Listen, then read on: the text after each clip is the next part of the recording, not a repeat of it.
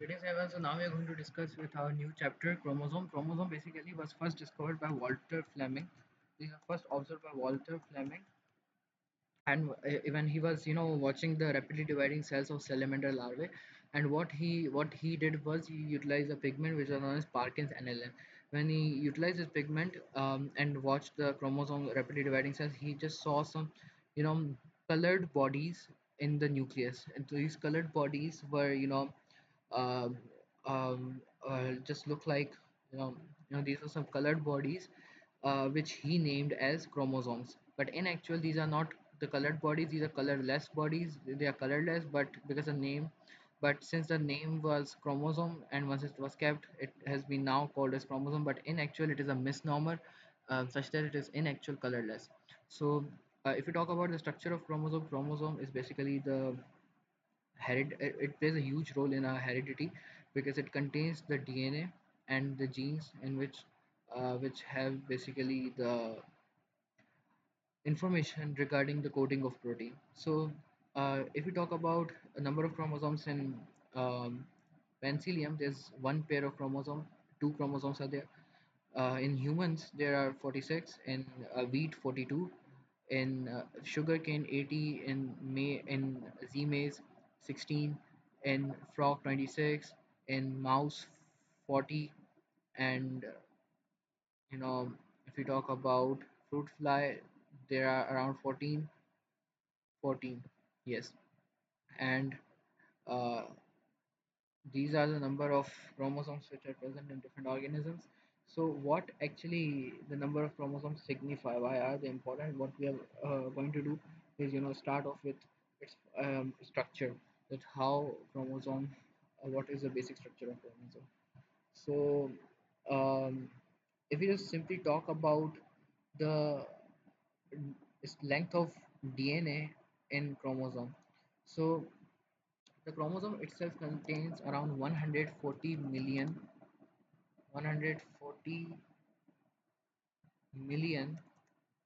nucleotides. And if you are supposed to, write the information which is contained in a single chromosome, then that would be equal to 280 printed books. 280 printed books with each book having 1,000 pages and each page having 500 words and each word representing nucleotide. Now you can just imagine how much hereditary information does a chromosome contains. And if we just talk about the structure, generally they have an X-shaped structure. They look like X shape as shown in the diagram as well. During cell division, they occur in three major shapes. They either occur in the shape of I, or they occur in the shape of J, or they occur in the shape of V. So these are the three major shapes in which they appear. Um, on the other hand side, if we talk about the general structure, so chromosomes only appear during cell division. Before cell division, these are not chromosomes, these are the chromatid networks, which are less condensed structure. Chromosomes are the highly condensed structure, where chromatids are less condensed structure. If we talk about the structure of chromosomes in this diagram, you can see that the middle part, the middle region of the chromosome is constricted. The middle region of chromosome is constricted, which means it is depressed or constricted. And that region which is depressed or constricted is known as the primary constriction. While the region in the primary constriction area of primary constriction, there is uh, you know a button type structure which is known as centromere. Centromere basically determines the location of determines the site where the spindle fibers get attached to it. Now, when it comes to primary constriction, uh, it is a site which is having the centromere on the other side, and there are two arms of a chromosome, an upward arm and downward arm. When it comes to the upward arm is known as P arm, and downward arm is known as Q arm. When we just modify, uh, magnify the structure of chromosome, then we can see that within the structure of chromosome there are two things. Number one is the matrix, which is shown over here as the entire space. This is what we call as matrix. The structure the structure is basically known as matrix.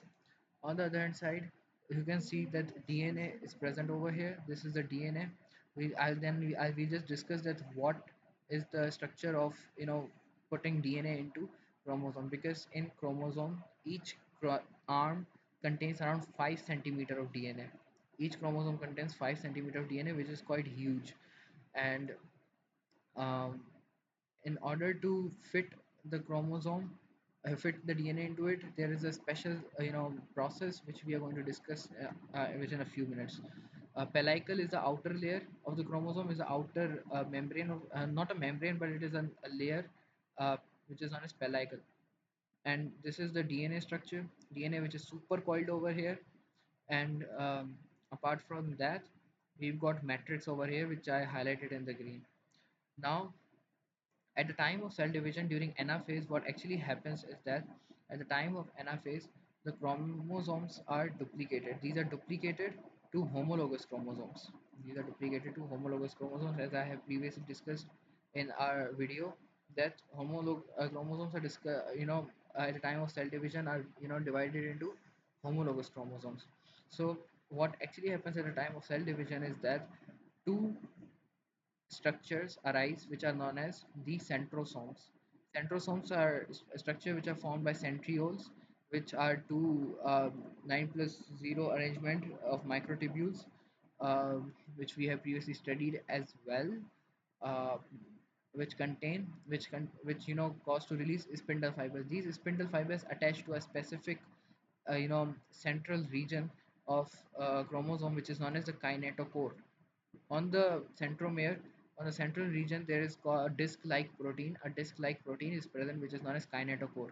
And that kinetochore, once attached with spindle fiber, causes the spindle fiber once attached with the kinetochore, sorry, cause to pull the chromosome towards the opposite side. As both of the chromosomes pull towards the opposite side, causes to take half of the chromosomes towards one side and half of the chromosomes towards the other side, due to which it leads to division of homologous chromosomes into chromatids.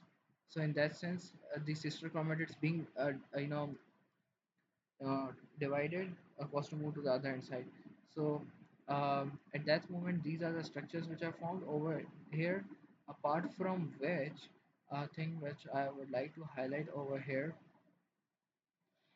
is about some regions of chromosomes. Sometimes in some chromosomes, we have secondary constriction present alongside primary constriction. In particular chromosome, secondary constriction is also present alongside primary chromosomes. So we need to first understand that what is primary constriction. It is the area around which the centromere is present.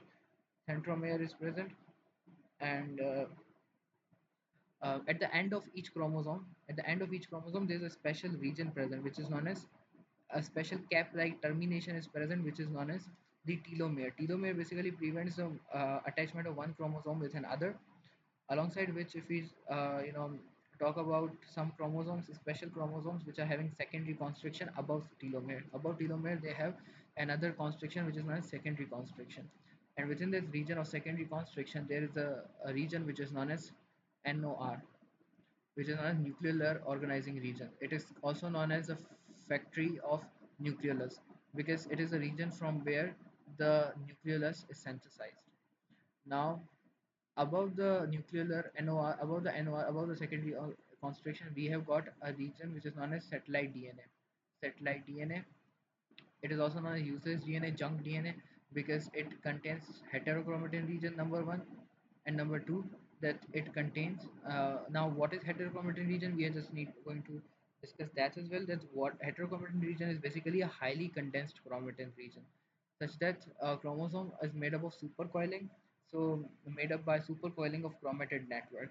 So the region in which the supercoiling is quite high, the region in which the condensation is higher, um, tends to appear darker than a lightly condensed region. So This the heterochromatin region is a region which is highly condensed region of the chromosome, and due to its high condensation, it is darker in color. And due to high condensation, it is also transcriptionally inactive region, due to which it this transcriptionally inactive region makes the secondary constriction transcriptionally inactive region makes the satellite DNA a useless or junk DNA. And number two is repetitive division.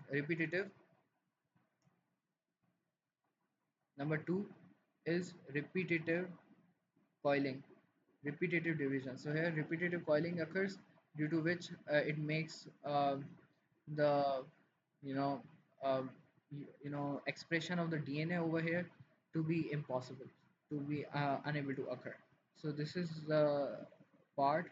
Now it comes to the number of chromosomes which are having number of haploid chromosomes which are having the secondary constriction are number 13, number 14, number 15, number 21, and number 22. These are the number of secondary constriction chromosomes, alongside which I would like to highlight another point regarding chromosomes as well, that if we magnify the structure of chromosome and just look into its composition is basically made up of 60% protein and 40% DNA. Apart from which there are RNA remnants as well. RNA fragments are also there because it is the site of RNA synthesis. So at that moment, RNA is also present over here. One more thing, that when it comes to 60% protein, 60% protein represents two types of protein: histone protein, which is a basic protein, and non-histone protein, which are other types of protein which help in its attachment. Histone protein is basically a packaging protein. It is a packaging protein, and that protein is packaging due to its special characteristic of bearing basic amino acids. What are those basic amino acids? These basic amino acids are arginine and lysine. Arginine and lysine, right? These basic amino acids are basically the arginine and lysine, which makes them positively charged, and these basic amino acids cause them to become positively charged and thus help in packaging. That is the reason these are known as packaging proteins. And why these are present, we are going to discuss in a while. That now, if we just try to understand the structure, how DNA is coiled in, DNA is fitted inside in such a small structure, because DNA contains 5 cm. The chromosome contains 5 centimeter of DNA, right? So if we just simply consider the structure of DNA, let's suppose I'm just trying to draw a rough structure. Let's suppose this is the a string of DNA. This is a string of DNA, right? And on the other hand side, what we are having is, we are having histone protein. If I'm taking two histone proteins and causing them to condense, form, undergo dehydration synthesis, then at that moment death would be considered as the dimer of histone protein. But what if I take 8 histone proteins and and make them undergo dehydration synthesis?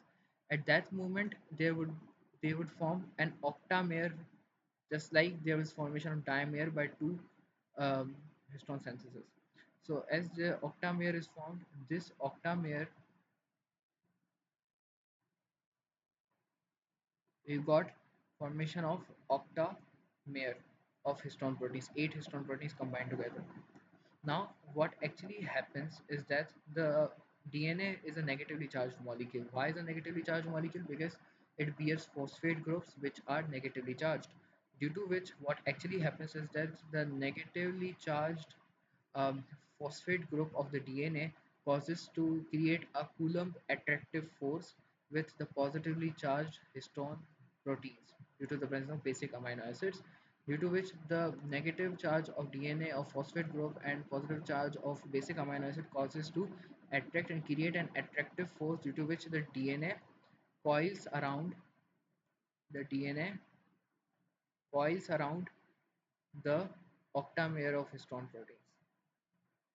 And when it coils around the octamer of histone protein, it forms a structure, a beaded structure named as nucleosome.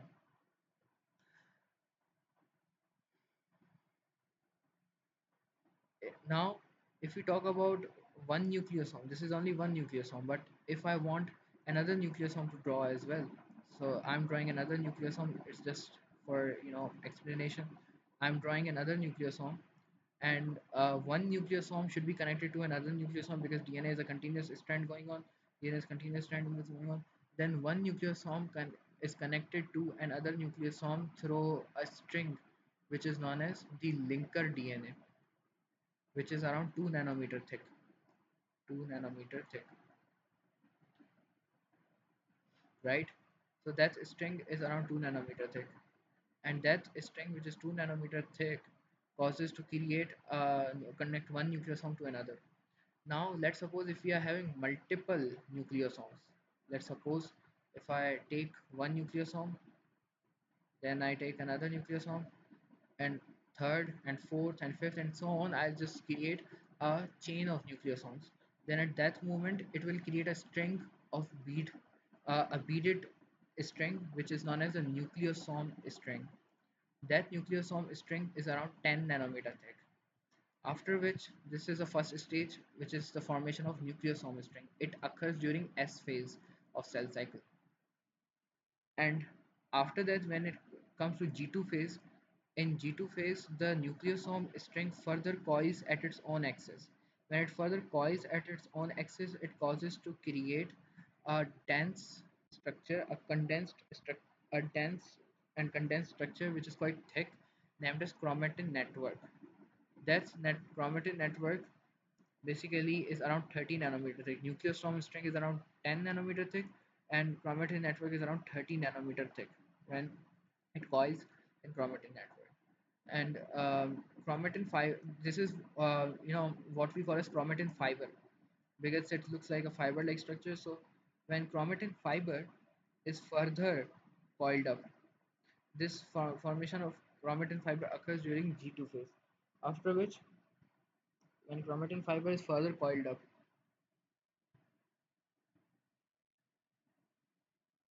when chromatin fiber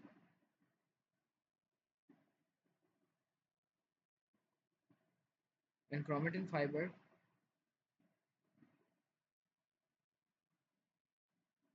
is further coiled up through supercoiling. Now this is the second stage. One more thing, that during the G2 phase, as I previously mentioned, that during the G2 phase, this formation of chromatin fiber. Now the chromatin fiber formed over here is of two types, which includes heterochromatin, and second is the euchromatin. Heterochromatin and euchromatin. These are the two types of regions formed. If we talk about heterochromatin, it is a highly condensed region, and that basically is darker in color due to its highly condensed region and transcriptionally inactive. But if we talk about euchromatin, euchromatin is a region which is lightly condensed. Euchromatin is lightly condensed, due to which it appears lighter in color. Lighter in color. And due to this, it is active transcriptionally active region. So in that sense, the transcriptionally active region is present in euchromatin, transcriptionally inactive region is present in heterochromatin. Now once chromatin fiber is formed in the G2 phase, now comes the prophase of cell cycle. Prophase is the first stage of mitotic or meiotic division, in which the cell prepares its chromosomes as well as other metabolic material. So in the prophase, what actually happens is that the chromatin fibers further start to coil to an higher degree of coiling, which is known as the supercoiling. So when it coils as a supercoil, then it causes to gain a thickness of 300 nanometer. 300 nanometer, that is the thickness of a supercoil chromosome, a supercoil chromatin. And later on it is further coiled through supercoiling, due to which the supercoil chromatin is then further uh, become thicker, which causes to form 700 nanometer thick structure, which is known as the arm of the chromosome, which is known as chromatid. And that chromatid is appeared on the chromosome in the form of its arm, right? So this is how the formation of chromosome occurs. And apart from that, if we talk about the term chromatid simply refers to the arm of chromosome. Let's suppose if we talk about this structure, this is a duplicated chromosome, and within that duplicated chromosome, this entire structure, this entire structure is which is made up of the P and Q arm is known as chromatid. It is known as chromatid. And if two chromosomes which are having the same two chromosomes, if one chromatid, sorry, if we are having one centromere of in which two chromatids are present, two chromatids are attached to a single centromere, then these two chromatids would be called as sister chromatids. And if we consider a single chromosome and duplicate chromosome, two different chromosomes are there, then these would be considered as non-sister chromatids. Now, when it comes to the type of chromosome, there are four major types of chromosomes which we have previously studied. First is metacentric, in which the centromere is present at the center of the P and Q arm, due to which the length of P and Q arm is equal. If we talk about submetacentric, it is a type of chromosome in which the centromere is present um, a bit on the upward side, due to which the P arm becomes shortened and the Q arm becomes longer, due to which a bit of unequal length of P and Q arm is formed. Thirdly, we have got acrocentric or subtelocentric. In this case, what actually happens is that the chromatin comes near to the end. Chromatin comes near to the end, due to which the chromatin comes near to the end, due to which the chromatin comes near the chromatin comes near to the end, due to which the P arm becomes extremely short and Q arm becomes extremely long. And fourth type is telocentric, in which the uh, P arm do not exist and Q arm become uh, the longest one. There are only Q arms, there are no P arms, and that forms a V-shaped structure which is not present in humans, absent in humans. And metacentric, and submetacentric are the one which are most present in humans. So this is all about what we call as chromosome. Next, we are going to study about chromosomal theory of inheritance.